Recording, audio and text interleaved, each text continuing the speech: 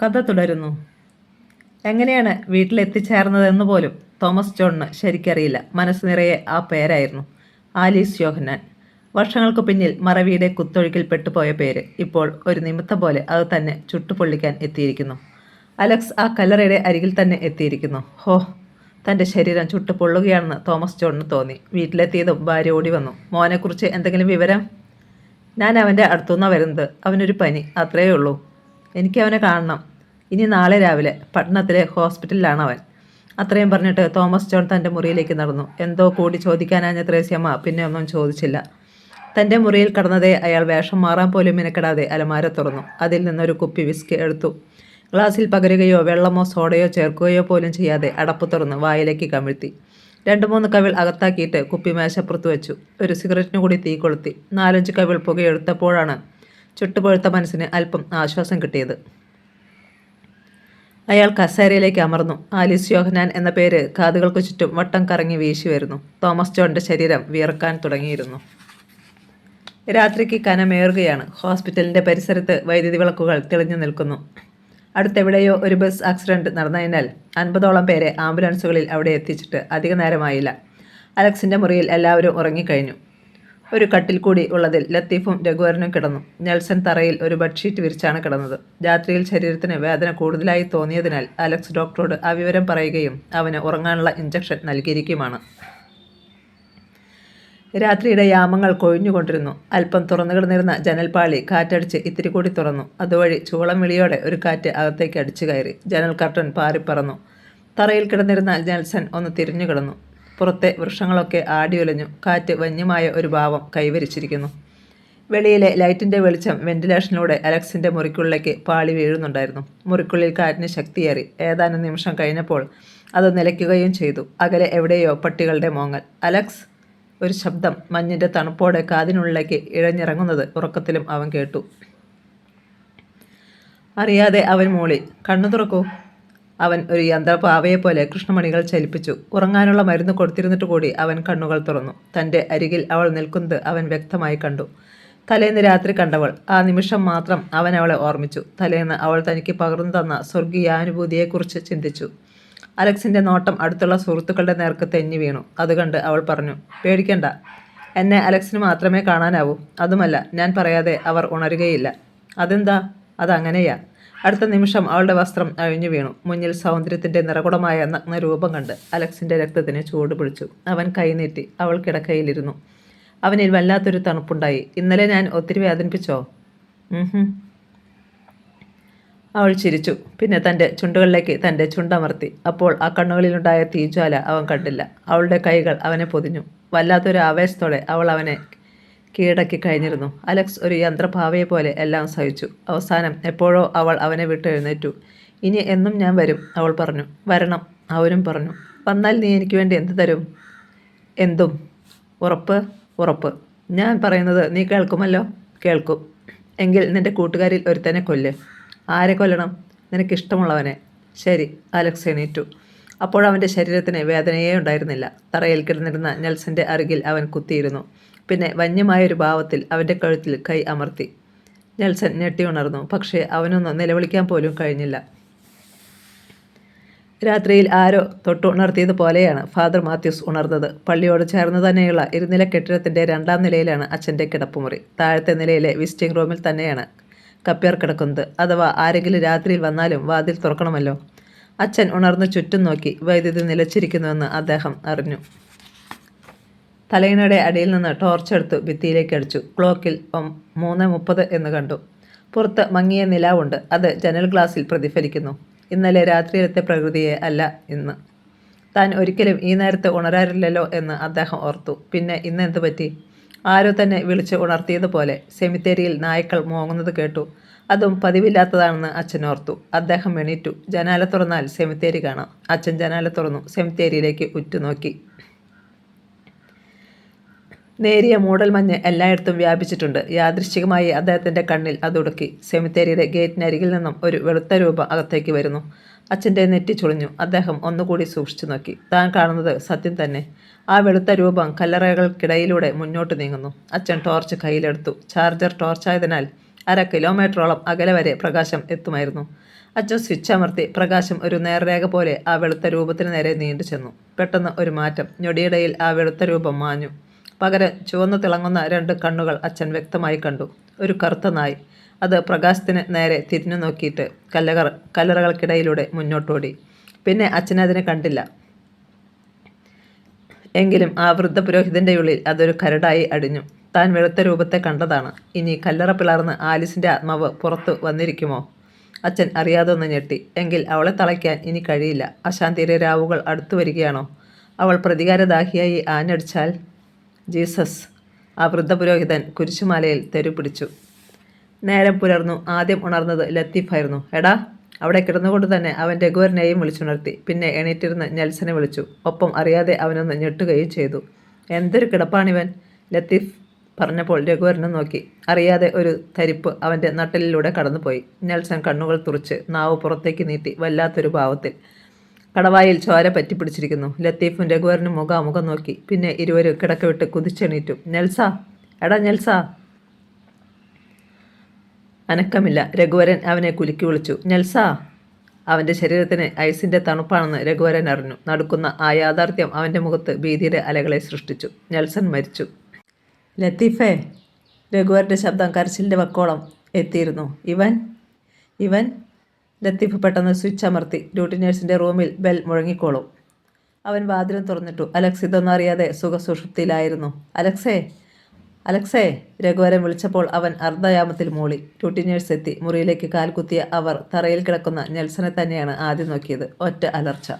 അത് ആശുപത്രിയുടെ ഭിത്തികളിൽ തല്ലി അലച്ചു. നേഴ്സ് മുറിക്ക് പുറത്തേക്ക് ഓടി. അടുത്ത റൂമുകളിലും വാർഡുകളിലും ഉണ്ടായിരുന്നവരെല്ലാം ഓടിയെത്തി. അകത്തേക്ക് ആരും കടക്കാൻ രഘുവരനും ലത്തീഫും സമ്മതിച്ചില്ല. നിമിഷങ്ങൾക്കുള്ളിൽ മുറിക്ക് മുന്നിൽ ആൾക്കാർ തിക്കിത്തിരക്കി. ഡോക്ടർ ശത്രുഘ്നൻ ഓടി വന്നു. മുറിക്കുള്ളിൽ കടന്ന അയാളും അമ്പരന്ന് പോയി. ഒറ്റ നോട്ടത്തിൽ തന്നെ ഇതൊരു ക്ലീൻ മർഡറാണെന്ന് അയാൾക്ക് മനസ്സിലായി. ഡോക്ടർ കത്തുന്ന കണ്ണുകളോടെ രഘുവരനെയും ലത്തീഫിനെയും നോക്കി. ആരാണിത് ചെയ്തത്? അറിയില്ല ഡോക്ടർ. ഞങ്ങൾ രാവിലെ ഉണർന്നപ്പോൾ. ഷട്ടപ്പ്! ഡോക്ടറുടെ സ്വരം മുറുകി. എന്നോട് കള്ളം പറയരുത്. ഞങ്ങൾ സത്യമാണ് ഡോക്ടർ പറയുന്നത്. ലത്തീഫ് കരഞ്ഞുപോയി. ഡോക്ടർ അലക്സിനെ നോക്കി. അവൻ്റെ അടുത്തെത്തി ഞാടി പിടിച്ചു. ഡോക്ടറെ നെറ്റി ചുളിഞ്ഞു. അലക്സ് ഇന്നലത്തേതിനേക്കാൾ ക്ഷീണിതരാണ്. ഇതെങ്ങനെ സംഭവിച്ചു?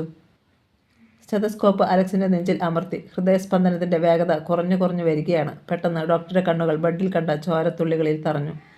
അയാൾ അലക്സ് പുതച്ചിരുന്ന ബെഡ്ഷീറ്റ് ഉയർത്തി നോക്കി. അസ്പഷ്ടമായ ഒരു ശബ്ദം ആ കണ്ടത്തിൽ നിന്നുണ്ടായി. അലക്സിൻ്റെ അരക്കെട്ടിൽ നിറയെ ചോര. ഇന്നലെ സ്റ്റിച്ച് ചെയ്തിരുന്നത് മുഴുവൻ ഇളകിയിരിക്കുന്നു. ശത്രുഘ്നന് ഒന്നും പിടികിട്ടിയില്ല. ഈ മുറിയിൽ സ്ത്രീകൾ ആരെങ്കിലും വന്നോ? അയാൾ വീണ്ടും രഘുവരനോടും മറ്റു തിരക്കി. ഇല്ല ഡോക്ടർ, നിങ്ങൾ ഇവിടെ തന്നെ ഉണ്ടാവണം പറഞ്ഞിട്ട് ഡോക്ടർ പുറത്തിറങ്ങി. അരമണിക്കൂറിനുള്ളിൽ വെണ്ണിലാമറ്റത്തെ എസ്റ്റേറ്റുകളിൽ വാർത്തയെത്തി. അവിടെ പരിഭ്രാന്തി പടർന്നു. അനേകം വാഹനങ്ങൾ അവിടെ നിന്നും പട്ടണത്തിലേക്ക് കുതിച്ചു. ഈ സമയത്ത് ഹോസ്പിറ്റലിൽ സർക്കിൾ ഇൻസ്പെക്ടർ മാർട്ടിൻ ഡിസൂസയ്ക്ക് മുന്നിൽ നിന്ന് വിറയ്ക്കുകയായിരുന്നു രഘുവരനും ലത്തീഫും. ഞങ്ങൾ സത്യമാണ് സാർ പറയുന്നത്. ഞങ്ങൾക്കൊന്നും അറിഞ്ഞുകൂടാ. രാവിലെ ഉണർന്നപ്പോൾ ഞങ്ങൾ കണ്ടത് ഇതാണ്, രഘുവരൻ ദീനതയോടെ അറിയിച്ചു. മാർട്ടിൻ ഡിസൂസ അവൻ്റെ വാക്കുകൾ ശ്രദ്ധിച്ചതേയില്ല. എടാ, കുറ്റവാളികളെ കണ്ടെത്താൻ ഒരു പോലീസ് നായേക്കാൾ മിടുക്കനാണ് ഈ ഡിസൂസ. നിനക്കൊക്കെ അറിയാമോ? തൊട്ടടുത്ത് ഈ കൊലപാതകം നടന്നിട്ട് അറിഞ്ഞില്ലെന്ന് പറയുന്നോ? ഇന്നലെ നിന്നെയൊക്കെ കണ്ടപ്പോൾ തന്നെ എനിക്കറിയാമായിരുന്നു നീ ഒന്നും ശരിയല്ലെന്ന്. എന്നോട് കള്ളം പറയുന്നത് ആത്മഹത്യാപരമാണ്. രക്തം വെള്ളമാക്കിയിട്ടായാലും ഞാൻ സത്യം പുറത്തു കൊണ്ടുവരും. ടെൽമി, ഏത് പെണ്ണാണ് ഇന്നലെ രാത്രിയിൽ ഇവിടെ വന്നത്? കണ്ണു തുറക്കാതെ ഇവിടെ കിടക്കുന്ന ഈ കഴിവരുമാൻ പോലും അവളുമായി ബന്ധപ്പെട്ടല്ലോ. അതിനുശേഷം അവളുടെ കൂടെ വന്നവനാണോ നിങ്ങളിൽ ഒരാളാണോ ഇത് ചെയ്തത്? സാർ, ലത്തീഫ് പകച്ചു. ഇനി എങ്ങനെ തങ്ങൾ സത്യം പറഞ്ഞു വിശ്വസിപ്പിക്കും? ഇൻക്വസ്റ്റ് തയ്യാറാക്കി നെൽസന്റെ മൃതദേഹം പോസ്റ്റ്മോർട്ടത്തിനെടുത്തപ്പോഴേക്കും വെണ്ണിലാമറ്റത്ത് നിന്നുള്ള വാഹനങ്ങൾ ഹോസ്പിറ്റലിൻ്റെ മുന്നിൽ ബ്രേക്കിട്ട് കഴിഞ്ഞിരുന്നു. തോമസ് ജോണും അബ്ദുൽ ഗഫൂറും നെൽസന്റെയും രഘുവരൻ്റെയും പിതാക്കന്മാരായ സൈമണും റാംശങ്കറും ആദ്യം അകത്തേക്ക് വന്നു. പിന്നാലെ എസ്റ്റേറ്റിൽ നിന്നുള്ളവരും. അപ്പോൾ ഹാൻ കഫ്സ് അണിയിച്ച രഘുവരനെയും ലത്തീഫിനെയും പുറത്തേക്ക് കൊണ്ടുവരികയായിരുന്നു CI മാർട്ടിൻ ഡിസൂസ. തങ്ങളുടെ പിതാക്കന്മാരെ കണ്ടപ്പോൾ ഇരുവരും പൊട്ടിക്കരഞ്ഞു. ഞങ്ങളല്ല വാപ്പ ഇതൊന്നും ചെയ്തത്, ലത്തീഫ് അബ്ദുൽ ഗഫൂറിനോട് പറഞ്ഞു. ഗഫൂർ മിണ്ടിയില്ല. നടക്ക്. മാർട്ടിൻ ഡിസൂസ അവരെ മുന്നോട്ട് തള്ളി. തൻ്റെ മകൻ്റെ മൃതദേഹം ഒന്ന് കാണാൻ പോലും കരുത്തില്ലാതെ സൈമൺ ഭിത്തിയിൽ അള്ളിപ്പിടിച്ചു. പത്രപ്രതിനിധികൾ പാഞ്ഞെത്തി. ക്യാമറയുടെ കണ്ണുകൾ മിന്നിപ്പൊലിഞ്ഞു. അന്ന് ഉച്ചകഴിഞ്ഞ് നെൽസന്റെ ശവശരീരം പോസ്റ്റ്മോർട്ടം കഴിഞ്ഞ് ബന്ധുക്കൾക്ക് വിട്ടുകൊടുത്തു. വിലാപയാത്രയായി അത് വെണ്ണിലാമറ്റത്തേക്ക് കൊണ്ടുപോയി. രഘുവരനും ലത്തീഫും ലോക്കപ്പിലായിരുന്നു. അവരെ ജാമ്യത്തിലിറക്കാൻ അബ്ദുൽ ഗഫൂറും റാംശങ്കറും ശ്രമിച്ചെങ്കിലും കഴിഞ്ഞില്ല. പോസ്റ്റ്മോർട്ടം റിപ്പോർട്ടിൽ ഇത് കൊലപാതകമാണെന്ന് തറപ്പിച്ച് പറഞ്ഞിരുന്നു. ഒപ്പം മരിച്ച നെൽസന്റെ കഴുത്തിൽ കണ്ട ഫിംഗർ പ്രിന്റ് എടുത്ത് പരിശോധിച്ചു. അനന്തരം രഘുവരൻ്റെയും ലത്തീഫിൻ്റെയും ഫിംഗർ പ്രിന്റുകളും എടുത്തു. സന്ധ്യയോടുകൂടി ആൻസർ കിട്ടി. അവർ ഇരുവരുമല്ല നെൽസനെ കൊന്നത്. CI മാർട്ടിൻ ഡിസൂസയുടെ നെറ്റിയിൽ വിയർപ്പ് പൊടിഞ്ഞു. കൊലയാളികളെ കൈയോടെ കസ്റ്റഡിയിലെടുത്ത സന്തോഷത്തിലായിരുന്നു ഡിസൂസ. തൻ്റെ ഔദ്യോഗിക ജീവിതത്തിൽ ഇത്രയും വേഗത്തിൽ കുറ്റവാളികളെ കണ്ടെത്തിയ ചരിത്രം അയാൾക്കുണ്ടായിരുന്നില്ല താനും. എന്നാൽ ലക്ഷ്യം മാറിയിരിക്കുന്നു. പ്രതീക്ഷ തെറ്റിയിരിക്കുന്നു. താനിനി എവിടെ ചെന്ന് കുറ്റവാളികളെ കണ്ടെത്തും? എന്നിരുന്നാലും കൊലയാളിയെ ഇവന്മാർ കണ്ടിട്ടുണ്ടാവും എന്ന കാര്യത്തിൽ അയാൾക്ക് തർക്കമേ ഇല്ലായിരുന്നു. മാർട്ടിൻ ഡിസൂസ ലോക്കപ്പിനടുത്തേക്ക് ചെന്നു. അണ്ടർവെയർ മാത്രം ധരിച്ച് ഭിത്തിയിൽ ചാരിയിരിക്കുകയായിരുന്നു ഇരുവരും. CI കണ്ടപ്പോൾ അവർ എണീറ്റു. ശരീരത്തിൽ നല്ല വേദനയുണ്ടായിരുന്നു. ഇവിടെ കാലുകുത്തിയപ്പോൾ തന്നെ നടയടി കഴിഞ്ഞാണ് ഇതിനുള്ളിലേക്ക് വലിച്ചെറിഞ്ഞത്. CIയുടെ നിർദ്ദേശാനുസരണം ഒരു കോൺസ്റ്റബിൾ സെല്ല് തുറന്നു. CI അകത്തേക്ക് കയറി. അവരുടെ മുഖങ്ങളിൽ ഭീതി നിറഞ്ഞു. കുറ്റവാളികളാണെങ്കിലും നിങ്ങൾക്ക് ഞാൻ ഒരുപാട് മാന്യത തന്ന് ആദരിച്ചു. അത് ഞാനിങ്ങ് പിൻവലിക്കുകയാണ്. ഇനി എനിക്കറിയേണ്ടത് കിട്ടാതെ നിന്നെയൊന്നും ഞാൻ വിടില്ല. ഒരു തവണ കൂടി ഞാൻ മര്യാദയ്ക്ക് ചോദിക്കുകയാണ്. ആരാണ് ഇന്നലെ രാത്രി നിങ്ങളുടെ മുറിയിൽ വന്നത്? ആരും വന്നതായി ഞങ്ങൾ അറിഞ്ഞില്ല സാർ, ഇരുവരും ഒന്നിച്ചാണ് പറഞ്ഞത്. മാർട്ടിൻ ഡിസൂസയുടെ അണപ്പല്ല് ഞെരിഞ്ഞു. അയാൾ വെട്ടിത്തിരിഞ്ഞതും ഒറ്റയടി. ലത്തീഫ് വട്ടം കറങ്ങി ഭിത്തിയിൽ ചെന്നിരിച്ചു. അവൻ്റെ കാതിൽ വണ്ടുകൾ മൂളിപ്പറന്നു. മാർട്ടിന് മടക്കിയ കാൽമുട്ട് രഘുവരൻ്റെ അടിവയറ്റിൽ ആഞ്ഞു പതിഞ്ഞു. ഡമ്മോ, അലറിപ്പോയി അവൻ. നാവടയ്ക്കണ നായിൻ്റെ മോനെ. അവൻ്റെ തലമുടിയിൽ കുത്തിപ്പിടിച്ച് അയാൾ വട്ടം കറക്കി. നെഞ്ചിലും കഴുത്തിലും പലതവണ ചുരുട്ടിയ കൈ ആഞ്ഞു വീണു. ലത്തീഫിൻ്റെ കഴുത്തിൽ കുത്തിപ്പിടിച്ച് മാർട്ടിൻ മുകളിലേക്ക് ഉയർത്തി. അവൻ്റെ കണ്ണ് തള്ളിപ്പോയി. SIയും പോലീസുകാരും പുറത്ത് കാഴ്ചക്കാരെ പോലെ നിന്നു. അരമണിക്കൂറോളം CI താണ്ഡവമാടി. പക്ഷേ രഘുവരനും ലത്തീഫും അയാൾ പ്രതീക്ഷിച്ച ഉത്തരം കൊടുത്തില്ല. അവസാനം മാർട്ടിൻ ഡിസൂസ പുറത്തിറങ്ങി. കാൽ കൊണ്ട് തട്ടി ചെല്ലടച്ചുകൊണ്ട് അയാൾ പറഞ്ഞു, പട്ടിപ്പൊലയാടി മോന്മാരെ, ഞാൻ തുടങ്ങിയതേയുള്ളൂ. ഈ രാത്രി പുലരും മുമ്പ് നീയൊക്കെ സത്യം പറയും. മുഷിഞ്ഞ പഴന്തൊടി കെട്ടുപോലെ സെല്ലിൻ്റെ മൂലയിൽ കിടന്നിരുന്ന രഘുവരനും ലത്തീഫും അത് കേട്ടതുപോലുമില്ല. രാത്രിക്ക് കട്ടി കൂടി തുടങ്ങി. CI മാർട്ടിൻ ഡിസൂസ ഒരു സിഗരറ്റ് കത്തിച്ചുകൊണ്ട് കസേരയിൽ ചാരിയിരുന്നു. ആരായിരിക്കും കൊലയാളി? അതുമാത്രമായിരുന്നു അയാൾ ചിന്തിച്ചത്. കുന്തം പോയാൽ കുടത്തിലും തപ്പണമെന്നാണ്. സംശയത്തിൻ്റെ പേരിൽ ആരെയും ബാക്കി വയ്ക്കരുത്. ഇപ്പോൾ ഹോസ്പിറ്റലിൽ കോമയിലേക്ക് വഴുതി വീണുകൊണ്ടിരിക്കുന്ന ആ ബസ്റ്റാർഡിനെയും ബാക്കി വെച്ചുകൂടാ. നാളെ പുലരുമ്പോൾ അവൻ്റെ ഫിംഗർ പ്രിൻറ്റും എടുക്കണം. അയാൾ എങ്ങനെ ചിന്തിച്ച നിമിഷത്തിൽ അലക്സ് കിടന്നിരുന്ന ഹോസ്പിറ്റലിൻ്റെ മതിനു മുകളിൽ 2 ചുവന്ന കണ്ണുകൾ തിളങ്ങി. ഒരു കരിമ്പൂച്ച. ഡോക്ടർ ശത്രുഘ്നനും 2 നേഴ്സുമാരും അലക്സിൻ്റെ റൂമിലെത്തി. അവനെ വിശദമായി ഒന്നുകൂടി പരിശോധിച്ചു. ഇന്ന് ഇൻറ്റൻസീവ് കെയർ യൂണിറ്റിലേക്ക് ഇവനെ മാറ്റുകയാണ് ഉചിതമെന്ന് തോന്നിയെങ്കിലും ഒരു ദിവസം കൂടി കഴിയട്ടെ എന്ന് വിചാരിച്ചു. ഡോക്ടർ, അയാൾ പുറത്തേക്ക് ഇറങ്ങിയപ്പോൾ തോമസ് ജോൺ ഒപ്പം വന്നു. എൻ്റെ മോന് ഒന്നും എനിക്കിപ്പോൾ പറയാൻ കഴിയാത്ത അവസ്ഥയാണ് മിസ്റ്റർ ജോൺ. പിന്നെ നമുക്ക് ശ്രമിക്കാം. എൻ്റെ ഇത്രയും കാലത്തെ ഔദ്യോഗിക ജീവിതത്തിനിടയിൽ ആദ്യമായാണ് ഇത്തരമൊരു കേസ്. ശത്രുഘ്നൻ ഇത്രയും പറഞ്ഞിട്ട് നടന്നുപോയി. തോമസ് ജോൺ മുറിയിലേക്ക് കയറി വാതിലടച്ചു. ത്രേസ്യമ്മയും ഉണ്ടായിരുന്ന മുറിയിൽ. മകനെ നോക്കി കണ്ണീരൊഴുക്കുകയായിരുന്നു അവർ. ഡോക്ടർ എന്തു പറഞ്ഞു? ത്രേസ്യമ്മയുടെ ചോദ്യത്തിന് അയാൾ മറുപടി പറഞ്ഞില്ല. വെന്റിലേഷനിലൂടെ പാലപ്പൂവിൻ്റെ ഗന്ധമുള്ള ഒരു കാറ്റ് കടന്നു വന്നു. ഇരുവർക്കും ഉറക്കം വന്നു. അവർ കിടക്കിലേക്ക് ചാഞ്ഞു. കുറച്ചു നേരം കഴിഞ്ഞു ജനാലയ്ക്കൽ ഒരു നിഴൽ ചലിച്ചു. ജനലിൻ്റെ കൊളുത്തുയർന്നു. പാളി പതിയെ നീങ്ങി. ഇരുട്ടിൻ്റെ നിറമുള്ള പൂച്ച മുറിയിലേക്ക് ചാടി. അലക്സ്. മഞ്ഞിൻ്റെ തണുപ്പുള്ള ശബ്ദം അവൻ്റെ മനസ്സിലേക്ക് ഇറങ്ങി ചെന്നു. കോമയിലേക്ക് നീങ്ങുകയായിരുന്ന അവൻ കണ്ണുകൾ തുറന്നു. മുന്നിൽ അവൾ, ആ സുന്ദരി, പരിപൂർണ്ണ നഗ്നയായി. നീ എന്നെ കാത്തിരിക്കുകയായിരുന്നല്ലേ? അവൻ മൂളി. രാത്രിയുടെ യാമങ്ങൾ പിന്നോട്ടോടി. വിയർപ്പിൽ കുളിച്ചു കിടക്കുന്ന അലക്സിൻ്റെ ശരീരത്തിൽ നിന്നും അവൾ എണീറ്റു. പിന്നെ പതിഞ്ഞ ശബ്ദത്തിൽ പറഞ്ഞു, മാർട്ടിൻ ഡിസൂസയ്ക്ക് നിന്നെ സംശയമുണ്ട്. നാളെ രാവിലെ നിൻ്റെ ഫിംഗർ പ്രിൻ്റ് എടുക്കാൻ അയാൾ വരും. അത് അപകടമാണ്. എന്തു വേണം ഞാൻ പറയാം. ചില നിമിഷങ്ങൾ കഴിഞ്ഞപ്പോൾ അലക്സ് എണീറ്റു. അവൻ്റെ മാതാപിതാക്കൾ അതറിഞ്ഞില്ല. വാതിൽ തുറന്ന് പുറത്തിറങ്ങിയ അവൻ അതിവേഗം താഴേക്ക് പോയി. എതിരെ വന്ന നേഴ്സ് പോലും അവനെ മനസ്സിലായില്ല. കാരണം കോമയോടടുത്ത് കഴിയുന്നവൻ ഇങ്ങനെ ഉണർന്നെണീക്കുമോ? അലക്സ് ഹോസ്പിറ്റലിൻ്റെ ഗേറ്റ് കടന്ന് റോഡിലെത്തി. അവിടെ ഒരു ഓട്ടോറിക്ഷയിൽ ചാരിക്കിടന്ന് ഉറങ്ങുകയായിരുന്ന ഡ്രൈവർ ആരോ വിളിച്ചപ്പോൾ കണ്ണു തുറന്നു. അരികിൽ ഒരാൾ. എങ്ങോട്ടാ? ഉത്തരം പറയാതെ അവൻ കയറിയിരുന്നു. പിന്നെ അറിയിച്ചു, police quarters. CI Martin D'Souza സ്വന്തം ക്വാർട്ടേഴ്സിൽ എത്തിക്കഴിഞ്ഞതേയുള്ളൂ. പോലീസ് ക്വാർട്ടേഴ്സിന് തൊട്ടടുത്ത് തന്നെയുള്ള ഒരു കെട്ടിടത്തിലാണ് ഡിസൂസ താമസിക്കുന്നത്. യൂണിഫോം അഴിച്ചിട്ട് അയാൾ ബാത്റൂമിൽ കയറി. തണുത്ത ജലത്തിൽ ഒന്ന് കുളിച്ചപ്പോൾ നല്ല ഉന്മേഷം തോന്നി. അവിടെ മാർട്ടിൻ ഡിസൂസ മാത്രമേയുള്ളൂ. അയാൾ അവിവാഹിതനായിരുന്നു. കുളിക്കുമ്പോഴും മനസ്സിൽ ആ കൊലപാതകം നിറഞ്ഞു നിൽക്കുകയായിരുന്നു. എന്തു വന്നാലും സംശയത്തിൻ്റെ പഴുതിലൂടെ അലക്സിനെയും വിട്ടുകൂടെന്ന് അയാൾ ഉറപ്പിച്ചു കഴിഞ്ഞു. നാളെ ആദ്യം ചെയ്യുന്നത് അലക്സിൻ്റെ ഫിംഗർ പ്രിൻ്റ് എടുക്കുകയാണ്. ആ തീരുമാനത്തോടു കൂടി കുളി കഴിഞ്ഞ് പുറത്തേക്ക് വന്ന മാർട്ടിൻ ഡിസൂസ അമ്പരന്ന് പോയി. തൻ്റെ കിടക്കയിൽ ഒരാളിരിക്കുന്നു. താനിപ്പോൾ മനസ്സിൽ വിചാരിച്ച അലക്സ് ഇതാ മുന്നിൽ. അയാൾക്ക് അത്ഭുതം അടക്കാൻ കഴിഞ്ഞില്ല. അരമണിക്കൂർ മുമ്പും താൻ ഡോക്ടർ ശത്രുഘ്നന് ഫോൺ ചെയ്തപ്പോൾ പ്രതീക്ഷ നഷ്ടമായ കേസാണിതെന്നാണ് അയാൾ പറഞ്ഞത്. എന്നിട്ടിപ്പോൾ? അലക്സ് ചിരിച്ചു. താങ്കൾക്ക് എൻ്റെ ഫിംഗർ പ്രിൻ്റ് വേണമെന്നറിഞ്ഞു, അതുകൊണ്ട് നേരിൽ വന്നതാണ്. മാർട്ടിൻ ഡിസൂസയ്ക്ക് അത്ര വേഗം സംസാരിക്കാൻ കഴിഞ്ഞില്ല. അലക്സ് തുടർന്നു. നെൽസനെ കൊന്നത് ഞാൻ തന്നെയാണ്. പക്ഷേ നിങ്ങൾക്ക് എന്ത് ചെയ്യാനാവും? ഇതാ എൻ്റെ ഫിംഗർ പ്രിൻ്റ്. അവൻ എണീറ്റ് കൈകൾ മുന്നോട്ട് നീട്ടി. നിന്റെ കഴുത്തിലും പ്രിൻ്റ് തരാം. മാർട്ടിൻ ഡിസൂസയ്ക്ക് അപകടം മണത്തു. ഞൊടിയിടയിൽ അയാൾ അലക്സിൻ്റെ കൈകൾ തട്ടിമാറ്റിയിട്ട് ആ മുഖം ലാക്കാക്കി ഒന്ന് കൊടുത്തു. എന്നാൽ ക്ഷണനേരത്തിനുള്ളിൽ അവൻ വെട്ടിയൊഴിഞ്ഞ് കാൽമുട്ടുമടക്കി സിയയുടെ അടിവയറ്റിൽ ഇടിച്ചു. നിലവിളിച്ചു പോയി മാർട്ടിൻ ഡിസൂസ. ഒരാനയുടെ കരുത്താണ് അലക്സിനെന്ന് അയാൾക്ക് തോന്നി. വീണ്ടും തന്നെ ആക്രമിക്കാൻ മുന്നോട്ട് വന്ന അലക്സിൽ നിന്നും തെന്നിമാറിയ സിഐ മേശം വലിച്ചു തുറന്ന് റിവോൾവർ എടുത്തു. ആ ക്ഷണം എവിടെ നിന്നോ ഒരു കരിമ്പൂച്ച ആ കൈയിലേക്ക് ചാടി വീണു. മാർട്ടിൻ്റെ കയ്യിൽ നിന്നും റിവോൾവർ വഴുതി. അലക്സ് കുതിച്ചെത്തി ഒറ്റയടിക്ക് മാർട്ടിനെ താഴെയിട്ടു. ദർദിയിൽ നെഞ്ചിൽ കയറിയിരുന്ന് കഴുത്തിൽ കുത്തിപ്പിടിച്ചു. മാർട്ടിൻ പിടിപിടിക്കാൻ ആകുന്നത്ര ശ്രമിച്ചു. കഴിഞ്ഞില്ല. 2 ഉരുക്കു കൈപ്പത്തികളാണ് തൻ്റെ കഴുത്തിൽ മുറുകുന്നതെന്ന് മാർട്ടിന് തോന്നി. ശ്വാസം കിട്ടാതെ അയാൾ പിടഞ്ഞു. കഴുത്ത് ചതഞ്ഞ് ഉടഞ്ഞു. അടുത്ത ദിവസം രാവിലെ അലക്സിൻ്റെ മുറിയിലെത്തിയ ഡോക്ടർ ശത്രുഘ്നൻ ഒരു സത്യം അറിഞ്ഞു. കഴിഞ്ഞ രാത്രി ആവർത്തിച്ചിരിക്കുന്നു. ഈ രാത്രിയിലും അലക്സ് ആരുമായോ ബന്ധപ്പെട്ടിട്ടുണ്ട്. അതുമാത്രമല്ല, അവൻ്റെ നില കുറേ കൂടി വഷളായിരിക്കുന്നു. അവനെ ഇൻറ്റൻസീവ് കെയർ യൂണിറ്റിലേക്ക് മാറ്റുവാൻ ഡോക്ടർ തീരുമാനിച്ചു. അതിനു മുമ്പ് രാത്രിയിൽ മുറിയിൽ ആരെങ്കിലും വന്നിരുന്നോ എന്ന ഡോക്ടറുടെ ചോദ്യത്തിന് തോമസ് ജോണിൽ നിന്നും ത്രേസ്യാമയിൽ നിന്ന് കിട്ടിയ മറുപടി ഇല്ല എന്നുള്ളതായിരുന്നു. സർക്കിൾ ഇൻസ്പെക്ടർ മാർട്ടിൻ ഡിസൂസ മരിച്ചു. ആ വാർത്ത പോലീസ് വൃത്തങ്ങളിൽ നടുക്കമുണർത്തി. പ്രഥമ ദൃഷ്ട്യാ തന്നെ കൊലപാതകമാണെന്ന് മനസ്സിലാകുമായിരുന്നു. ഹോസ്പിറ്റലിൽ നെൽസൺ മരിച്ചു കിടന്നതുപോലെ തന്നെയാണ് മാർട്ടിൻ ഡിസൂസയും മരിച്ചു കിടന്നിരുന്നത്. അതും പോലീസ് ക്വാർട്ടേഴ്സിനരികിൽ വെച്ച്. ഉയർന്ന പോലീസ് ഉദ്യോഗസ്ഥന്മാരൊക്കെ എത്തിച്ചേർന്നു. ഡോഗ് സ്ക്വാഡ് എത്തി. മൃതദേഹത്തിനരികിൽ നിന്ന് മണം പിടിച്ച് അത് റോഡ് വരെ എത്തി. പിന്നെ തിരിച്ചു പോന്നു. SP അമരൻ ഒരു കാറിൽ വന്നിറങ്ങി. മൃതദേഹം ശ്രദ്ധിച്ചതിന് ശേഷം അയാൾ പുറത്തേക്ക് വന്നു. SI വിജയനും പോലീസുകാരും അവിടെ നിൽപ്പുണ്ടായിരുന്നു. SP അമരൻ കാക്കിക്ക് തങ്കത്തിൻ്റെ നിളക്കം കാത്തു സൂക്ഷിക്കുന്ന പോലീസ് ഡിപ്പാർട്ട്മെൻറ്റിലെ കരുത്തൻ. അണിഞ്ഞിരിക്കുന്ന കാക്കിയോട് 100% കൂറുള്ള ധിക്കാരി. പോലീസ് ഉദ്യോഗസ്ഥന്മാർ പോലും അമരനോട് സൂക്ഷിച്ച് ഇടപെടും. അമരൻ വിജയനെ വിളിച്ചു. SI ഭവ്യതയോടെ വന്നു. എന്തെങ്കിലും ചെറിയൊരു തെളിവ്, അതല്ലെങ്കിൽ ഒരു സാക്ഷി എന്തെങ്കിലും ഉണ്ടോ? വിജയൻ തലകുനിച്ചു. ഒന്നുമില്ല സാർ. അമരൻ തലയനക്കി. മാർട്ടിൻ ഡിസൂസ അവസാനമായി അന്വേഷിച്ചുകൊണ്ടിരുന്ന കേസ് ഏതാണ്? അതും ഒരു മർഡർ കേസാണ്. ഇപ്പോൾ ഡിസൂസ സാർ മരിച്ചതുപോലെ തന്നെയുള്ള ഒരു മരണം.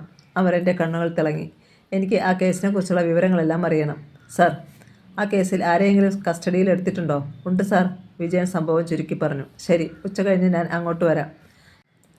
അതുകൊണ്ട് തന്നെ പോലീസ് ഹെഡ് ഓഫീസിലെ കമ്പ്യൂട്ടറിൽ ഇത്തരം ഒരു കൊലയാളിയെ തിരഞ്ഞിട്ടാണ് അയാൾ പോകുന്നത്. കമ്പ്യൂട്ടറിൽ ഇത്തരം 3 കൊലയാളികളെക്കുറിച്ചുള്ള വിവരം കിട്ടി. അതിൽ 2 പേരും മരിച്ചു കഴിഞ്ഞു. ഒരാളിപ്പോൾ കേരളത്തിലല്ല, തീഹാർ ജയിലിലുമാണ്. സ്റ്റേഷനിലെത്തിയ അമരൻ കേസ് ഫയൽ ശരിക്ക് പഠിച്ചിട്ട് ലത്തീഫിനെയും രഘുവരനെയും ചോദ്യം ചെയ്തു. മാർട്ടിൻ ഡിസൂസയോട് പറഞ്ഞതിൽ കൂടുതലൊന്നും അമരനോടും അവർക്ക് പറയാനുണ്ടായിരുന്നില്ല. അവർ കൊലയാളികളല്ല എന്ന് അമരന് ഉറപ്പുണ്ടായിരുന്നു. അതുകൊണ്ട് തന്നെ അവരെ വിട്ടേക്കാൻ അയാൾ നിർദ്ദേശിച്ചു. പിന്നെ കൊലയാളി ആര്? അമരൻ അങ്ങനെ ചിന്തിച്ചുകൊണ്ടാണ് കസേരയിലേക്ക് ഇരുന്നത്. ഉടനെ ഫോൺ ശബ്ദിച്ചു. അയാൾ വിജയനെ നോക്കി. വിജയൻ അറ്റൻഡ് ചെയ്തു. 1/2 മിനിറ്റ് കഴിഞ്ഞ് റിസീവർ താഴ്ത്തിയിട്ട് SI പറഞ്ഞു. സാർ, ഇന്നലെ അർദ്ധരാത്രിയിൽ പോലീസ് ക്വാർട്ടേഴ്സിനരികിൽ ഒരു ഓട്ടോറിക്ഷ കിടക്കുന്നത് കണ്ടവരുണ്ട്. അമരൻ ചാടി എണീറ്റു. രാത്രിയിൽ ആ വഴി വന്ന 2 പേരാണ് ഓട്ടോറിക്ഷ കണ്ടത്. എന്തിനാണ് ഇവിടെ കിടക്കുന്നതെന്ന് അവർ ഡ്രൈവറോട് ചോദിച്ചപ്പോൾ ഓട്ടം എന്താണെന്ന് പറഞ്ഞു അത്രേ.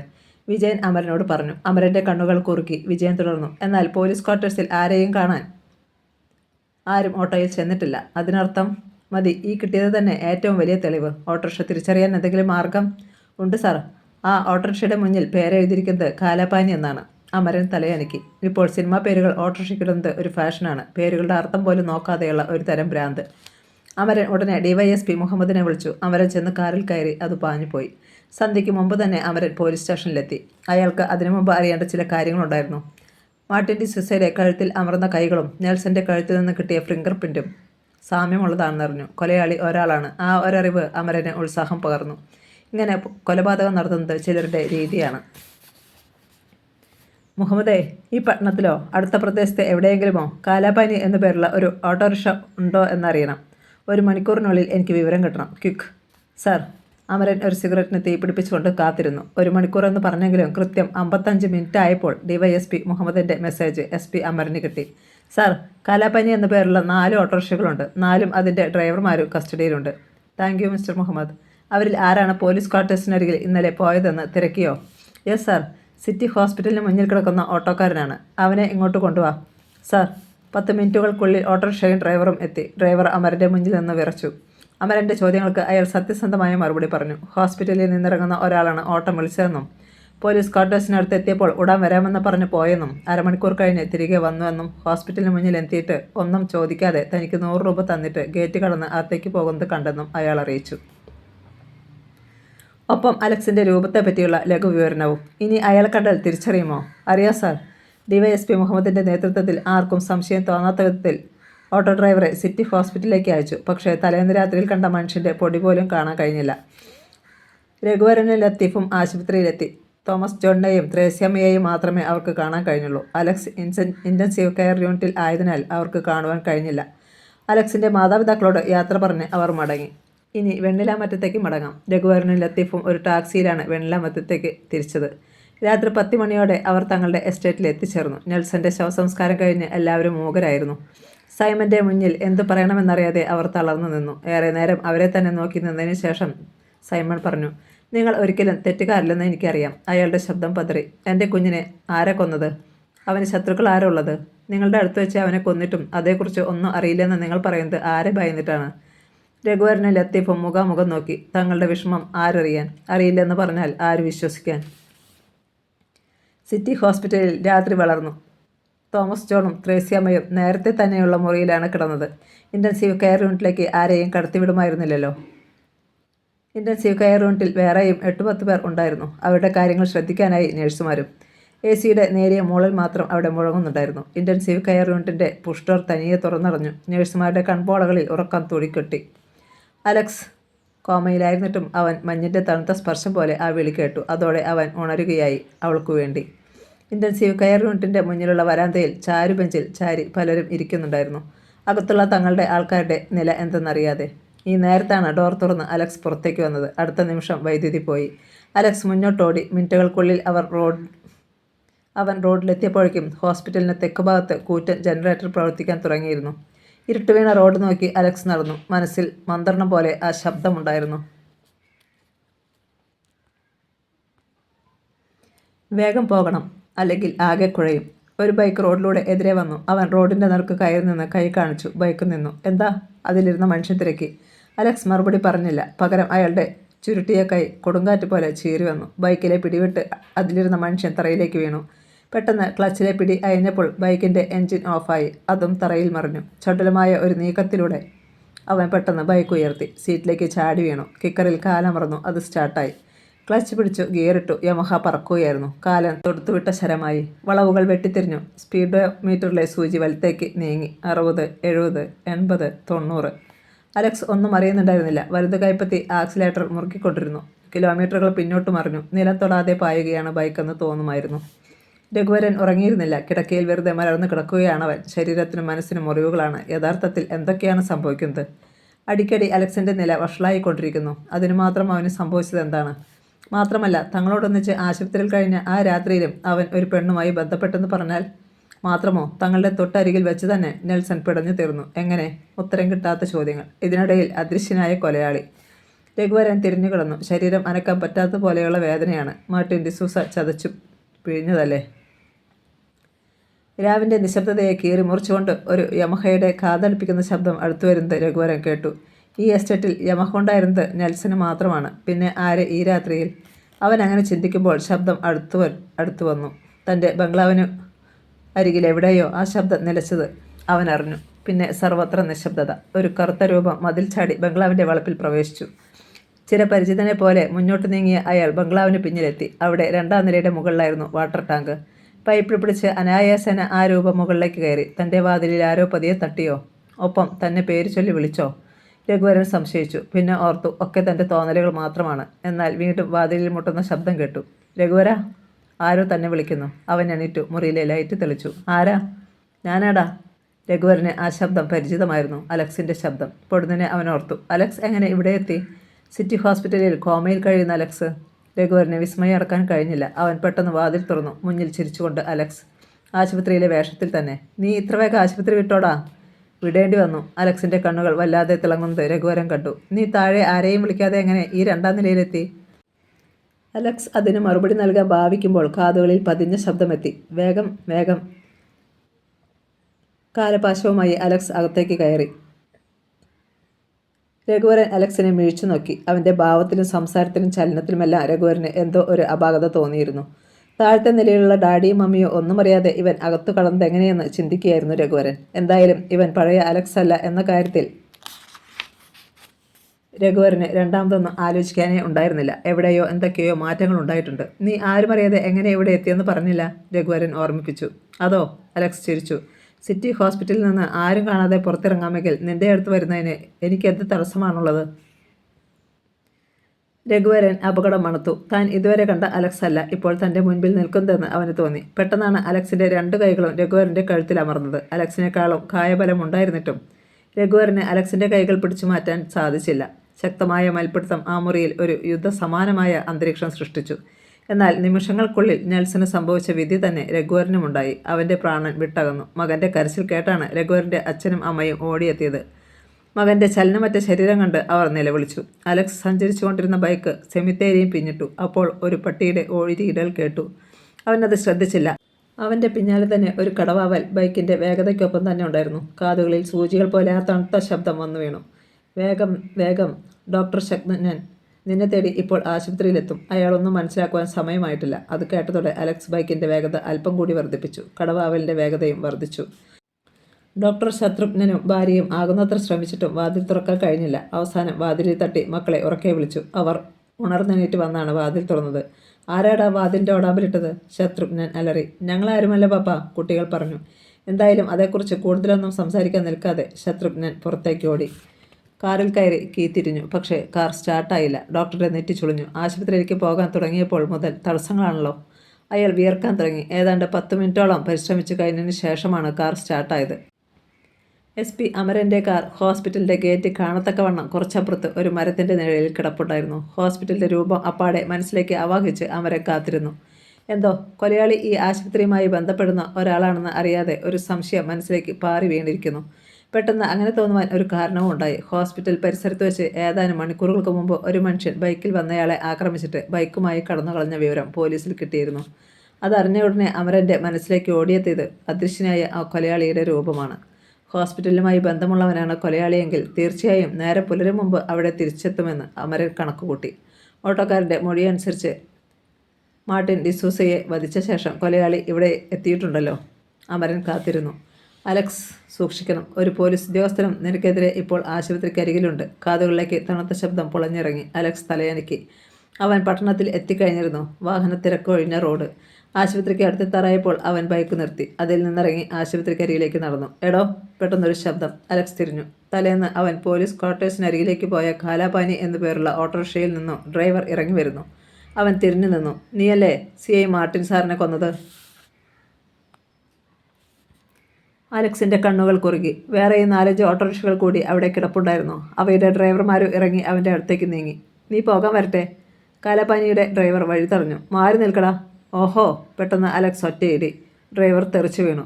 മറ്റ് ഡ്രൈവർമാർ മുന്നോട്ട് വന്നപ്പോഴേക്കും അവൻ ഓടി. പിടിക്കവനെ! അവർ പിന്നാലെ പാഞ്ഞു. കാറിലിരുന്ന SP അമരൻ ഹോസ്പിറ്റലിൽ നേരെ ഓടി വരുന്നവരെ കണ്ടു. റിവോൾവറുമായി അയാൾ കാറിൽ നിന്നും കുതിച്ചിറങ്ങി. അലക്സ് ഒന്നുകൂടി തിരിഞ്ഞു നോക്കി. ഓട്ടോ ഡ്രൈവർമാർ തൊട്ടു പിന്നാലെ തന്നെയുണ്ട്. അയാൾ ഒന്ന് നിന്നു. ഏറ്റവും അടുത്തെത്തിയവൻ്റെ മുഖം ലാക്കാക്കി ആഞ്ഞൊരുടിയും ഒപ്പമുള്ളവരുടെ നേരെ ഒരു തള്ളും വെച്ചു കൊടുത്തു. ആ മനുഷ്യൻ അവർക്കൊരു പ്രതിബന്ധമായി വീണു. അലക്സ് ഹോസ്പിറ്റലിൻ്റെ ഗേറ്റ് കടന്നിരുന്നു. അതിനിടയിൽ മിന്നായം പോലെ മറ്റൊരു കാഴ്ചയും അവൻ കണ്ടു. തൻ്റെ നേരെ ഒരു കാക്കിധാരിയും കുതിച്ചു വരുന്നു. അപകടം. അവൻ വാച്ചറെ തള്ളിമാറ്റി ഹോസ്പിറ്റലിനുള്ളിൽ കടന്നു. പിന്നിൽ നിന്ന് വാച്ചർ എന്തോ വിളിച്ചു പറയുന്നുണ്ടായിരുന്നു. അമരൻ്റെ കാലുകൾ ചിറകുകളായി. അയാൾ വാതിൽ കടന്ന് അകത്തേക്ക് പാഞ്ഞു കയറി. മുന്നിലെ ഇടനാഴിയിലൂടെ അങ്ങേയറ്റത്തുകൂടി ഒരു മനുഷ്യൻ അകലുന്നത് കണ്ടു. ഹോസ്പിറ്റലായത് കാരണം നിറയൊഴിക്കാനും കഴിഞ്ഞില്ല. അലക്സ് നേരെയുള്ള വഴിയിലൂടെയല്ല പിന്നീട് ഓടിയത്. അവനെ നിയന്ത്രിക്കുന്ന ശക്തി മറ്റൊരു ഇടനാഴിയിലൂടെ ഇൻറ്റൻസീവ് കെയർ യൂണിറ്റിൻ്റെ പിന്നിൽ എത്തിച്ചു. അവിടെ സദാ അടഞ്ഞുകിടക്കുന്ന ഒരു വാതിലുണ്ട്. അലക്സ് അതിനു മുന്നിലെത്തിയ ഉടനെ വാതിൽ തനിയെ തുറക്കപ്പെട്ടു. അവൻ അകത്തേക്ക് കയറിയ ഉടനെ വാതിൽ അടഞ്ഞു. പഴയതുപോലെ ഓടാമ്പൽ വീഴുകയും ചെയ്തു. അലക്സ് തൻ്റെ ബെഡിൽ വന്ന് കിടന്നു. ആരും ഇതറിഞ്ഞില്ല. എല്ലാവരും അർദ്ധമയക്കത്തിലായിരുന്നല്ലോ. നിമിഷങ്ങൾക്കുള്ളിൽ പുറത്തെ ബഹളം കേട്ട് മറ്റുള്ളവരൊക്കെ ഉണർന്നു. അലക്സ് കോമയിലേക്ക് വഴുതി വീഴുകയും ചെയ്തു. നീട്ടിപ്പിടിച്ച റിവോൾവറുമായി SP അമരൻ ഇടനാഴികൾ തോറും കൊലയാളിയെ തിരഞ്ഞു. ഇതിനിടെ വയർലെസ്സിലൂടെ പോലീസ് സ്റ്റേഷനിലേക്ക് വിവരം അറിയിക്കുകയും ചെയ്തിരുന്നു. തൻ്റെ കാറിൽ ഹോസ്പിറ്റലിലെത്തിയ ഡോക്ടർ ശത്രുഘ്നൻ അകത്തേക്ക് വന്നപ്പോൾ തന്നെ പരിഭ്രാന്തനായി നിൽക്കുന്ന വാച്ചറെയാണ് കണ്ടത്. എന്താടോ? വാച്ചർ ഉത്തരം പറയും മുമ്പ് പോലീസ് വാഹനങ്ങളുടെ മോളിൽ കേട്ടു. ശത്രുഘ്നൻ തിരിഞ്ഞു നോക്കി. സിഗ്നൽ ലൈറ്റിട്ട പോലീസ് ജീപ്പുകൾ ഹോസ്പിറ്റലിൻ്റെ ഗേറ്റിനുള്ളിലേക്ക് പാഞ്ഞു കയറുന്നു. നിമിഷങ്ങൾക്കുള്ളിൽ പോലീസ് ഹോസ്പിറ്റൽ വളഞ്ഞു. വാച്ചർ പറയാതെ തന്നെ എന്തോ അനിഷ്ട സംഭവം ഉണ്ടായതായി ശത്രുഘ്നൻ മനസ്സിലാക്കി. അയാൾക്ക് മുന്നിലേക്ക് കണ്ണുകളിൽ ആവാഹിച്ച അഗ്നിയുമായി SP അമരനെത്തി. ഡോക്ടർ, എനിക്ക് ഈ ഹോസ്പിറ്റൽ സെർച്ച് ചെയ്യണം. ഡോക്ടർ അയാളെ മിഴിച്ചു നോക്കി. അതിനിപ്പോൾ എന്തുണ്ടായെന്ന് അല്ലേ? അമര ഡോക്ടറുടെ മുഖത്തു നിന്നും കണ്ണുകളെടുക്കാതെ പറഞ്ഞു. ഒരു കൊലയാളിയെ ഇവിടെ വളർത്തുന്നത് കൊണ്ട് ഡോക്ടർക്ക് എന്ത് നേട്ടമാണുള്ളത്? ശത്രുഘ്നൻ വിറച്ചുപോയി. നാവിൽ ചങ്ങല വീണ് അയാൾ അങ്ങനെ നിൽക്കുമ്പോൾ SP മുന്നിലേക്ക് DYSP മുഹമ്മദും SI വിജയനും വന്ന് സല്യൂട്ട് ചെയ്തു. Sir, search. അമരൻ്റെ കൽപ്പന. സൂക്ഷിക്കണം, കൊലയാളി വയലൻ്റ് ആണെന്ന് തോന്നുന്നു. സർ. പോലീസ് വ്യൂഹം കനത്ത കാവലോടെ പുറത്തും അകത്തും കൊലയാളിക്ക് വേണ്ടി തിരച്ചിലാരംഭിച്ചു. അമരൻ ഓട്ടോറിക്ഷ ഡ്രൈവർമാരെ തൻ്റെ മുന്നിലേക്ക് വിളിപ്പിച്ചു. അവരിൽ നിന്നും ഉണ്ടായ വിവരങ്ങളെല്ലാം അറിഞ്ഞു. കാലാപാനിയുടെ ഡ്രൈവർ താൻ തലേന്ന് രാത്രിയിൽ വണ്ടിയിൽ കൊണ്ടുപോയവൻ തന്നെയായിരുന്നു അതെന്ന് സമ്മതിച്ചു. പോലീസിൻ്റെ ഒപ്പം കൊലയാളിയെ തിരിച്ചറിയാവുന്ന ഡ്രൈവർമാരും ഹോസ്പിറ്റലിലേക്ക് കയറി. ഓരോ രോഗിയുടെ മുഖം പരിശോധിച്ചു. ഹോസ്പിറ്റലിൽ പരിഭ്രാന്തി പടർന്നു. മാനുഷികമായ പരിഗണന വെച്ച് ഇൻറ്റൻസീവ് കെയർ യൂണിറ്റിൽ മാത്രം പോലീസ് കയറിയില്ല. കൊലയാളിയെക്കുറിച്ച് യാതൊരു വിവരവും കിട്ടിയില്ല താനും. ഹോസ്പിറ്റൽ പോലീസിൻ്റെ നിരീക്ഷണ വലയത്തിലായി. SP അമരൻ മടങ്ങി. ഡോക്ടർ ശത്രുഘ്നൻ ഇത്രയും നേരം സ്വന്തം ക്യാബിനിൽ ഇരിക്കുകയായിരുന്നു. അലക്സിനെ ശ്രദ്ധിച്ചില്ലല്ലോ എന്നോർത്ത് അയാൾ ICUവിലെത്തി. ബെഡിൽ ഇമകൾ പൂട്ടിക്കിടക്കുന്ന അലക്സ്. അയാളുടെ ഹൃദയസ്പന്ദനം സ്ക്രീനിൽ തെളിയുന്നത് നോക്കി അയാൾ കുറച്ചു നേരം നിന്നു. ഇപ്പോൾ നില കൂടുതൽ വഷളായിരിക്കുന്നു. എങ്കിലും മരണസമയം നിശ്ചയിക്കാറായിട്ടില്ല. പെട്ടെന്ന് ഡോക്ടർ ഞെട്ടി. അയാൾ അലക്സിനെ പുതപ്പിച്ചിരുന്ന തുണി മാറ്റി നോക്കി. അറിയാതെ ഒരു ശബ്ദം ഡോക്ടറുടെ കണ്ടത്തിൽ നിന്ന് ഉയർന്നു. അലക്സിൻ്റെ ഷർട്ടിൻ്റെ ഒരു ഭാഗം കീറിപ്പോയിരിക്കുന്നു. അരക്കെട്ടിൽ ചോര. അപ്പോൾ ഇന്നും ഇവൻ? ഡോക്ടറുടെ തൊട്ടടുത്ത് നിന്നിരുന്ന നേഴ്സും പകച്ചുപോയിരുന്നു. എന്താ ഇതിൻ്റെ അർത്ഥം? ഡോക്ടർ തലതിരിച്ച് അവളെ നോക്കി. അറിയില്ല ഡോക്ടർ, അവൾ പതർച്ചയോടെ പറഞ്ഞു. ഏറെ ദൂരം സഞ്ചരിച്ച് വസ്ത്രത്തിലാകെ പൊടിപ്പറ്റിയിരിക്കുന്ന പോലെയും ഡോക്ടർക്ക് തോന്നി. പക്ഷേ കോമയിൽ കഴിയുന്ന ഇവൻ ഇനി സംശയം മനസ്സിൽ കാത്തു സൂക്ഷിക്കുവാൻ ഡോക്ടർ ഒരുക്കവുമല്ലായിരുന്നു. SP അമരനോട് വിവരം പറയാൻ തന്നെയായിരുന്നു അയാളുടെ തീരുമാനം. ആ തീരുമാനത്തോടെ അയാൾ അവിടെ നിന്നിറങ്ങുമ്പോൾ പ്രകൃതിയിൽ പ്രതിഷേധത്തിൻ്റെ കൊടുങ്കാറ്റ് ആഞ്ഞടിക്കാൻ തുടങ്ങിയിരുന്നു. അടുത്ത ദിവസം SP അമരൻ വെണ്ണിലാമറ്റത്ത് പോയി. രഘുവരൻ്റെ മൃതദേഹവും കണ്ടു. നേരത്തെയുണ്ടായ മരണങ്ങളുടെ തുടർച്ചയാണിതെന്നറിഞ്ഞു. പക്ഷേ എന്തിനു വേണ്ടി ഈ കൊലപാതകങ്ങൾ? അതിന് മാത്രം ഉത്തരം കിട്ടിയില്ല. രഘുവരൻ്റെ അച്ഛൻ റാം ശങ്കറുമായി SP സംസാരിച്ചു. എന്നാൽ തങ്ങൾക്ക് ശത്രുക്കളാരുമില്ലെന്ന പഴയ പല്ലവി തന്നെയാണ് ലഭിച്ചത്. ഡോക്ടർ ശത്രുഘ്നൻ പറഞ്ഞത് കേട്ട് SP അമരന് ചിരി വന്നു. ഒരു ഡോക്ടറായ താങ്കൾ ഇങ്ങനെ പറയുന്നതാണ് എനിക്ക് മനസ്സിലാവാത്തത്. ഇതുവരെ തനിക്ക് തോന്നിയ സംശയങ്ങളെല്ലാം ശത്രുഘ്നൻ അമരനോട് പറഞ്ഞു കഴിഞ്ഞിരുന്നു. എന്തോ എനിക്ക് അങ്ങനെ തോന്നിപ്പോകുന്നു സാർ. ശരി, ഡോക്ടർ പറഞ്ഞ ഒരു കാര്യം ഞാൻ വിശ്വസിക്കാം. അബോധാവസ്ഥയിലും അയാൾ ഒരു പെണ്ണുമായി ബന്ധപ്പെടുന്നുവെന്ന്. പക്ഷേ ഈ കൊലപാതകങ്ങളും അതുമായുള്ള ബന്ധം എന്താണ്? അതിൻ്റെ ഉത്തരമാണ് ഞാനും തേടിക്കൊണ്ടിരിക്കുന്നത്. പിന്നെ മനുഷ്യശക്തിക്ക് അതീതമായത് പലതും ഈ പ്രപഞ്ചത്തിലുണ്ടല്ലോ. ഡോക്ടർ ഈ സംഭവങ്ങൾക്ക് ഒരു അന്ധവിശ്വാസത്തിൻ്റെ പരിവേഷം നൽകുകയാണോ? എന്തുകൊണ്ടായിക്കൂടാ? അലക്സ് ആ കല്ലറ തകർത്തത് മുതലാണ് ഈ സംഭവങ്ങളുടെ എല്ലാം തുടക്കം. എന്തൊക്കെ പറഞ്ഞിട്ടും SP അമരൻ അദൃശ്യമായ ഏതോ ശക്തിയുടെ പ്രവൃത്തിയാണിതെന്ന് വിശ്വസിക്കാൻ ഒരുക്കമല്ലായിരുന്നു. എങ്കിൽ ഞാൻ ഇറങ്ങട്ടെ സാർ. ഡോക്ടർ എണീറ്റു. ശരി, എന്തായാലും ഞാനിന്ന് ഹോസ്പിറ്റലിലേക്കൊന്ന് വരാം. അലക്സിനെ എനിക്കൊന്ന് കാണണം സാർ. ഡോക്ടർ മടങ്ങിപ്പോയി. വൈകിട്ട് ഹോസ്പിറ്റലിലേക്ക് അമരൻ കാറിൽ വരുമ്പോൾ കാലാപാനി എന്ന പേരുള്ള ആ ഓട്ടോറിക്ഷ അവിടെയുണ്ടായിരുന്നു. അയാൾ കാർ നിർത്തി ഡ്രൈവറെ വിളിച്ചു. താൻ ഹോസ്പിറ്റലിലേക്ക് വാ. അയാൾ കാറിന് പിന്നാലെ ഓട്ടോയുമായി വന്നു. ഹോസ്പിറ്റലിൽ ആ കൊലയാളി ഉണ്ടെങ്കിൽ യാദൃശ്ചികമായെങ്കിലും ഡ്രൈവറുടെ കണ്ണിൽ തടഞ്ഞാലോ എന്ന് വിചാരിച്ചാണ് അമരൻ അങ്ങനെ ചെയ്തത്. ഡോക്ടർ ശത്രുഘ്നൻ അവരെ ഇൻറ്റൻസീവ് കെയർ യൂണിറ്റിലേക്ക് കൂട്ടിക്കൊണ്ടുപോയി. ഡ്രൈവറെ പുറത്ത് നിർത്തിയിട്ട് അമരൻ ICUവിൽ കയറി.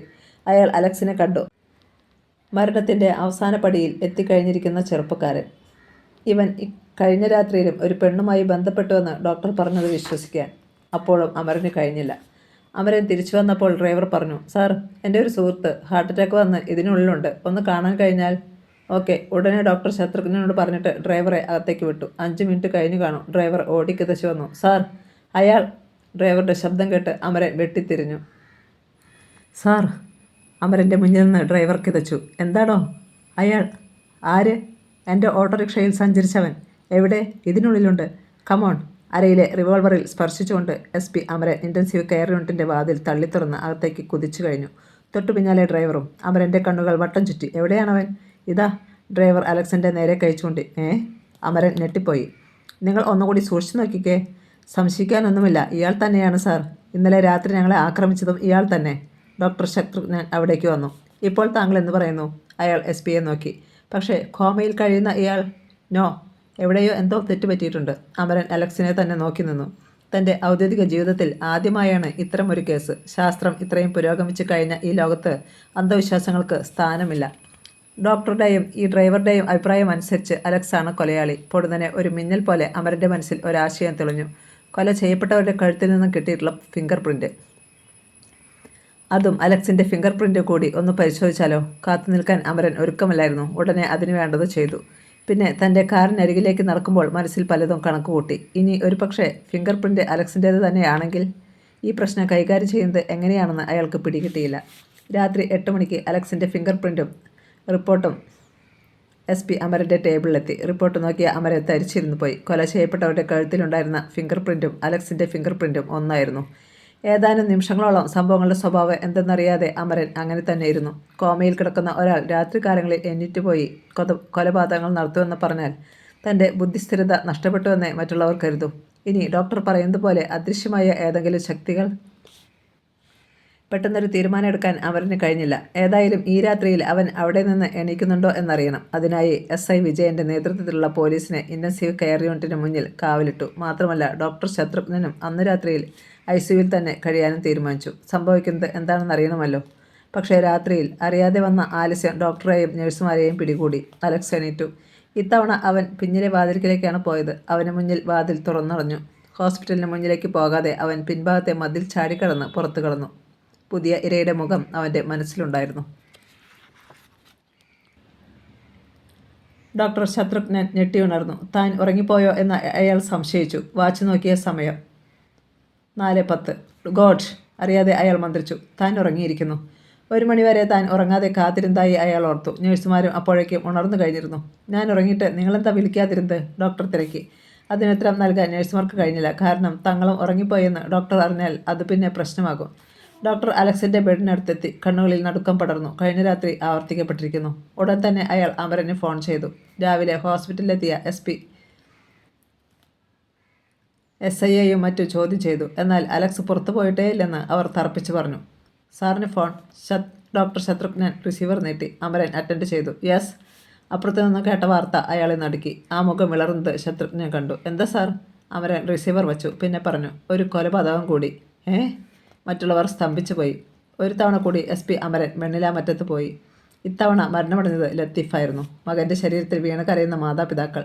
കൊലപാതകം നേരത്തെയുള്ളതുപോലെ തന്നെ കഴുത്ത് ഞെരിച്ച്. മയ്യത്ത് എടുക്കും മുമ്പ് SP പലരെയും ചോദ്യം ചെയ്തു. തുമ്പുകൾ ഒന്നുമില്ല. പുതിയ ചില തീരുമാനങ്ങളോടെയാണ് അമരൻ മടങ്ങിയത്.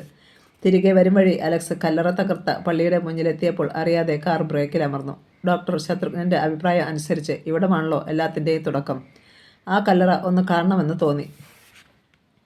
കാർ വെട്ടിത്തിരിഞ്ഞ് പള്ളിമുറ്റത്തേക്ക് കയറി. ഫാദർ മാത്യൂസ് തുറന്നു കിടന്നിരുന്ന ജനാലയിലൂടെ കണ്ടു SP കാറിൽ നിന്നിറങ്ങുന്നത്. അദ്ദേഹം 2ാം നിലയിൽ നിന്നിറങ്ങി സ്വീകരണ മുറിയിലെത്തി. നമസ്കാരം ഫാദർ. നമസ്കാരം. നിങ്ങളാരും എന്താ ഇവിടേക്ക് വരാത്തതെന്ന് ഞാൻ ചിന്തിക്കുകയായിരുന്നു. അച്ഛൻ്റെ സംസാരം SP-യെ വിസ്മയിപ്പിച്ചു. താങ്കൾ ഇരിക്കൂ. അച്ഛനെന്താ അങ്ങനെ പറഞ്ഞത്? ഇരിക്കുന്നതിനിടയിൽ അമരെ തിരക്കി. ഫാദർ മാത്യൂസും ഇരുന്നു. പിന്നെ പഞ്ഞി പോലെ നരച്ച താടിയിൽ വിരലോടിച്ചുകൊണ്ട് സംസാരിച്ചു. അടുത്ത ദിവസങ്ങളിലായി കുറേ മരണങ്ങൾ നടന്നില്ലേ? അതും ഇവിടവുമായി എന്ത് ബന്ധം? അച്ഛൻ ചിരിച്ചു. നിങ്ങൾ പോലീസുകാർക്ക് കൊലപാതകത്തിൻ്റെ തുമ്പുകൾ വല്ലതും കിട്ടിയോ?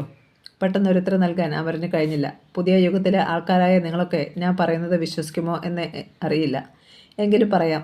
ദൈവത്തിൽ വിശ്വസിക്കുന്നവൻ ചെകുത്താനിലും വിശ്വസിക്കണം. ഞാനൊരു ദൈവവിശ്വാസിയാണ്. അതുകൊണ്ട് തന്നെ ചെകുത്താനിലും വിശ്വസിക്കുന്നു. അമരൻ അച്ഛൻ്റെ മുഖത്തേക്ക് തന്നെ ശ്രദ്ധിച്ചിരുന്നു. ഫാദർ തുടർന്ന് പറഞ്ഞു. താങ്കൾ തന്നെ ഒരു കാര്യം ചിന്തിച്ചു നോക്കൂ.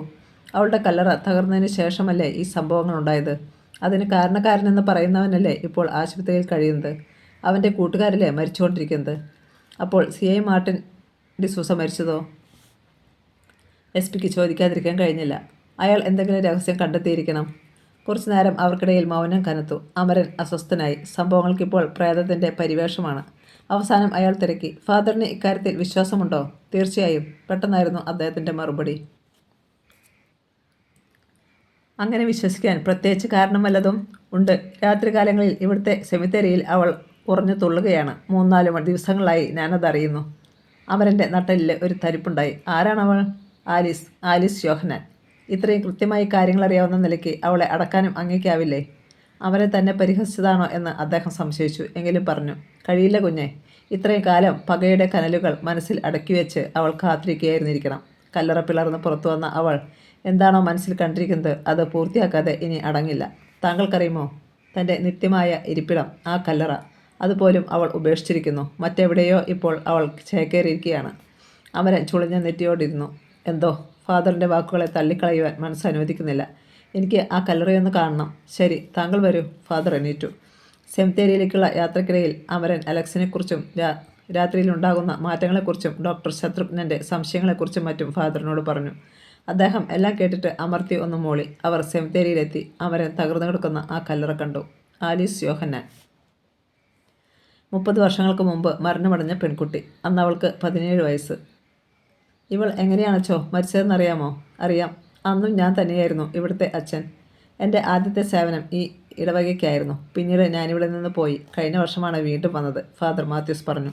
ഇവിടുത്തെ ഒരു സാധാരണ കുടുംബത്തിലെ അംഗമായിരുന്നു ഇവൾ. ഇവളുടെ അപ്പൻ യോഹന്നാൻ ദൈവത്തെയും ചെകുത്താനെയും ഒന്നും വകവയ്ക്കാത്തവൻ. തികഞ്ഞ മദ്യപാനി. ചീട്ടുകളിയും അതുപോലെയുള്ള മറ്റ് കാര്യങ്ങളുമായിരുന്നു മുഖ്യ തൊഴിൽ. അന്ന് ഞാൻ പലതവണ യോഹന്നാനോട് ഉപദേശിച്ചിട്ടുണ്ട്. പക്ഷേ അച്ഛൻ്റെ പാട് നോക്ക് എന്ന് പറഞ്ഞിട്ട് മുണ്ടും മടക്കി കുത്തി കൈവീശി അവൻ നടന്നു പോയിട്ടേയുള്ളൂ. അച്ഛനൊന്ന് നിർത്തി. ഓർമ്മകൾ വീണ്ടെടുക്കുകയാണെന്ന് അമരന് തോന്നി. ഒരു മഴയുള്ള രാത്രി യോഹന്നാൻ്റെ വീട്ടിൽ നിന്ന് ബഹളവും നിലവിളിയുമൊക്കെ കേട്ടെന്ന് നാട്ടുകാർ പറയുന്നു. എന്തായാലും അടുത്ത ദിവസം രാവിലെ കത്തിക്കുത്തേറ്റ് മരിച്ചു കിടക്കുന്ന യോഹന്നാനെയും ഭാര്യയെയുമാണ് അയൽക്കാർ കണ്ടത്. ആലീസ് അവിടെയെങ്ങും ഉണ്ടായിരുന്നില്ല. ഉച്ച കഴിഞ്ഞപ്പോൾ കുറ്റിക്കാടുകൾക്കിടയിൽ പിച്ച് ചീന്തപ്പെട്ട നിലയിൽ ആലീസിൻ്റെ മൃതദേഹവും കിട്ടി. ഫാദർ പറഞ്ഞു നിർത്തി. അമരൻ ചിന്തിക്കുകയായിരുന്നു. കല്ലറ പിളർന്ന് പ്രതികാരദാഹിയായി ആലീസ് പുറത്തു വന്നതാണെങ്കിൽ ശാസ്ത്രം ഇത്രയേറെ പുരോഗമിച്ച ഈ നൂറ്റാണ്ടിൽ പുതിയ ഒരവതാരം, ശാസ്ത്രവും യുക്തിവാദവും മിഴിച്ചു നിൽക്കേണ്ടി വരും. ഫാദറിൻ്റെ ശബ്ദമാണ് അമരനെ ഉണർത്തിയത്. എൻ്റെ ഊഹം ശരിയാണെങ്കിൽ അവൾ അലക്സിനെ എഴുന്നേൽപ്പിച്ച് ഓരോന്ന് ചെയ്യിക്കുകയാണ്. ലക്ഷ്യം മുഴുവൻ പൂർത്തിയാകുമ്പോൾ അവനും ബാക്കി കാണില്ല. ഫാദർ, എന്നാലും അത്തരമൊരു അവസ്ഥയിൽ കഴിയുന്ന മനുഷ്യനെ കൊണ്ട് എങ്ങനെ ഇതൊക്കെ സാധിക്കുന്നുവെന്ന് അല്ലേ? ഫാദർ ചിരിച്ചു. അവൾക്ക് നേരിട്ട് ഒന്നും ചെയ്യാനാവില്ല. അതുകൊണ്ടാണല്ലോ അവനെ ഉപയോഗിക്കുന്നത്. അപ്പോൾ അവളുടെ ആ പൈശാചിക ശക്തി മുഴുവനും അവന് നൽകും. ഒരർത്ഥത്തിൽ പറഞ്ഞാൽ രാത്രികാലങ്ങളിൽ അവനിലൂടെ പുനർജീവിക്കുകയാണവൾ, തൻ്റെ ഇരകളെ ഓരോന്നായി ഇല്ലാതെയാക്കിക്കൊണ്ട്. ഇതിനൊരു പരിഹാരം ആലീസിനെക്കുറിച്ച് മരണമടഞ്ഞവരുടെ വീട്ടിൽ ആർക്കെങ്കിലും അറിയാമായിരിക്കണം. അതറിഞ്ഞാൽ അവർക്കെതിരെ ആഞ്ഞടിക്കാനുള്ള കാരണം വ്യക്തമാകും. അതോടെ ഇനി അവളുടെ ലിസ്റ്റിൽ ആരൊക്കെയുണ്ട് എന്നറിയാനാവും. എന്നിട്ട് വേണം അവരെയെങ്കിലും രക്ഷിക്കാൻ ശ്രമിക്കാൻ. പിന്നെ തനിക്കെതിരെ ആരെങ്കിലും നീങ്ങുന്നു എന്നറിഞ്ഞാൽ അവരെയും അവൾ വെറുതെ വിടില്ല. അതിനുദാഹരണമാണ് മാർട്ടിൻ ഡിസൂസ. വീണ്ടും കാണാം എന്ന് പറഞ്ഞ് അമരൻ പട്ടണത്തിലേക്ക് മടങ്ങി. അന്ന് തന്നെ അയാൾ സിറ്റി ഹോസ്പിറ്റലിൽ കഴിയുന്ന അലക്സിൻ്റെ മാതാപിതാക്കളെ കണ്ടു. എനിക്കൊരു കാര്യം അറിയണം. അമരൻ ഇരുവരെയും നോക്കി. എന്താ സാർ? തോമസ് ജോൺ തളർന്ന ശബ്ദത്തിൽ തിരക്കി. ആരാണ് ഈ ആലീസ് യോഹന്നാൻ? പൊടുന്നനെ തോമസ് ജോണിൻ്റെ മുഖത്ത് നടുക്കം പടരുന്നത് SP അമരൻ കണ്ടു. കഥ തുടരും.